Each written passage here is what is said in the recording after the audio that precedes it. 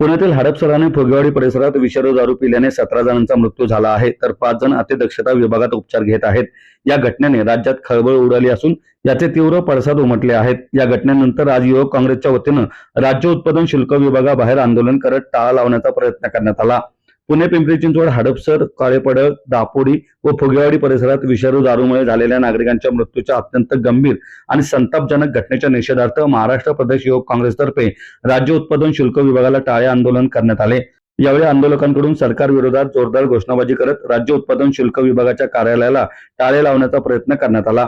यावेळी आंदोलक म्हणाले की या प्रकरणात दारू माफिया, त्यांना मिळालेले राजकीय व प्रशासकीय संरक्षण तसेच राज्य उत्पादन शुल्क विभागाचे निष्काळजीपणा आणि अपयश यामुळे निष्पाप नागरिकांना जीव गमवावा लागला आहे.